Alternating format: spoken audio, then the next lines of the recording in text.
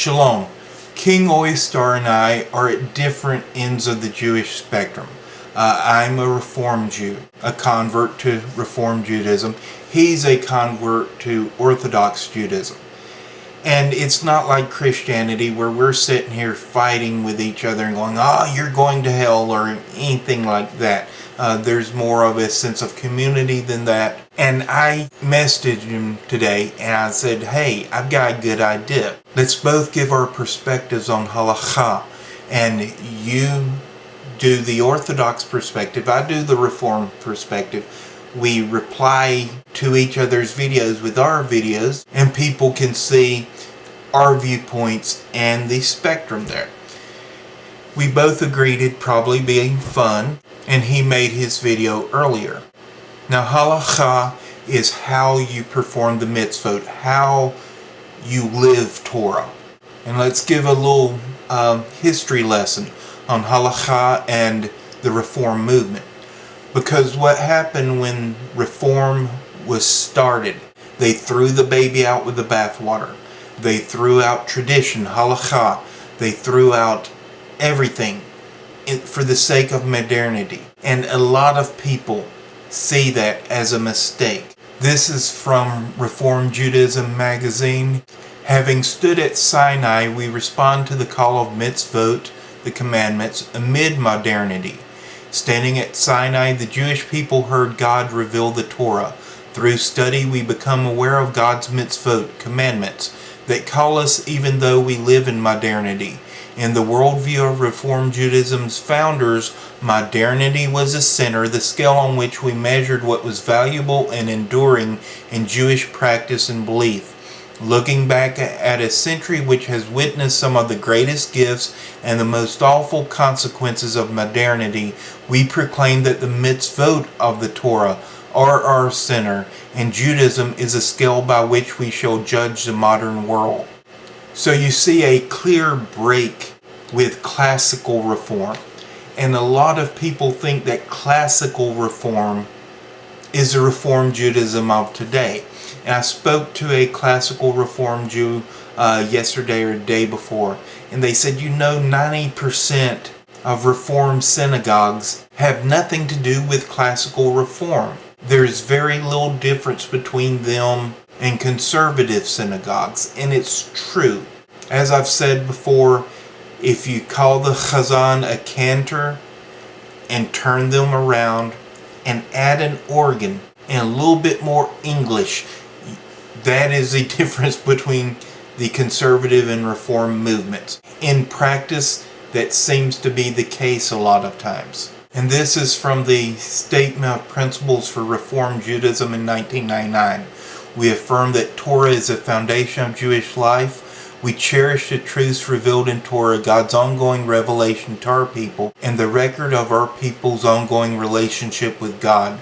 We affirm that Torah is a manifestation of Ahavat Olam, God's eternal love for the Jewish people and for all humanity. We affirm the importance of studying Hebrew, the language of Torah, and Jewish liturgy, that we may draw closer to our people's sacred texts. We are called by Torah to lifelong study in the home, in the synagogue, and in every place where Jews gather to learn and teach.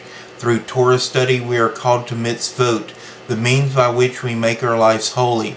We are committed to the ongoing study of the whole array of mitzvot and to the fulfillment of those that address us as individuals and as a community. Some of these mitzvot, sacred obligations, have long been observed by Reform Jews. Others, both ancient and modern, demand renewed attention as a result of the unique context of our own times. Now that should give you a clue as to the Reform position on Halakha. And I will give actually a response on conversion out of the Reform Halakha. And you can see the view of Reform more clearly. Let us begin by looking at the tradition. The traditional texts which deal with Gerut indicate that the prospective convert must be instructed in some of the major and minor mitzvot and then accepts Judaism in accordance with the interpretation of the tradition. That interpretation, of course, has changed throughout the ages. In a specific period, it may vary both in major and minor matters, as seen by contemporary Orthodox discussions. According to Halakha, therefore, has some flexibility within traditional circles. It broadly indicates an acceptance of the written and oral law as sacred and as given by God at Sinai.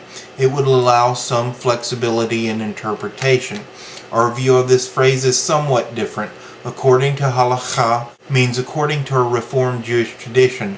Over the last 2 centuries, we have developed a considerable body of Halakha of our own.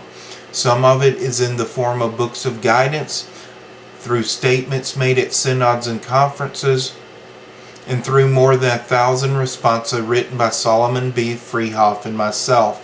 There is therefore a Reformed tradition which has been expressed in an expanding halakha. Our view of the halakha is progressive. Portions of the Torah came from Sinai and continued to develop subsequently. We consider the principles enunciated by later prophets and sages also divinely inspired. Revelation continues as does our interpretation of the past. Interpretation has adapted Judaism to new ages and conditions. That is the oral law which we as modern Jews continue to adapt and alter. We view the tradition as a continuum and see ourselves not only as bearers of the tradition, but also as interpreters and innovators. Interpretation, along with new decisions, become the basis for our halakha. As time goes on, these blend and create an authoritative halakha. According to halakha in our tradition, therefore means according to the Reform halakha as stated by the various Reformed documents and halakhic sources. Now I want to read from Reformed Judaism org UK. If Reformed Judaism is to be seen as a halakhic movement, then as that halakha develops, it needs to have input from everyone in the Jewish community, not just the men as happened in the past. It also needs to be informed respecting the right of the individual to choose while also respecting the need of the community for a sense of definition and communal boundaries. Rabbi Dr. Tony Bayfield, head of the Reform movement, urged that halakha not be abandoned but transformed in a post-halachic epoch, and states that the vehicle through which such transformation is to take place is through responsible autonomy. As Rabbi John Rayner says, the key to evolving a new modern halakha is for us all to take up again with earnestness and dedication that which most characteristically Jewish of all tasks, to answer in detail the question, what does God the Eternal require of you? And let us be undaunted by the knowledge that we in our generation can only hope to make a modest start. So as Reformed Jews, we see halakha as an ongoing thing, the ongoing revelation of the Torah at Sinai. Throughout the generations in Judaism, the tradition, the halakha, has been built up and tweaked to adapt to new situations, new demands, new needs, different people, different communities. And we see that as continuing. Now Maimonides, he wrote Mishnah Torah.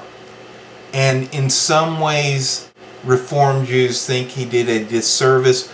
Some way Jews at the time thought he did a disservice. Reading from myjewishlearning.com, it talks about Abraham ben David Rabbah of Province being one of his most severe critics in his own time.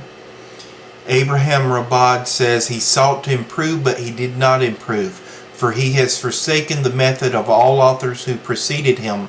They adduced proof and cited the authority for their statements. This traditional method was of great value, for often a judge is inclined to declare something prohibited or permitted on the basis of a particular source, but if he knew that an authority greater than himself took a different view, he would change his mind. Now I do not know why I should retract my tradition and my proof on account of the work of this author, Maimonides.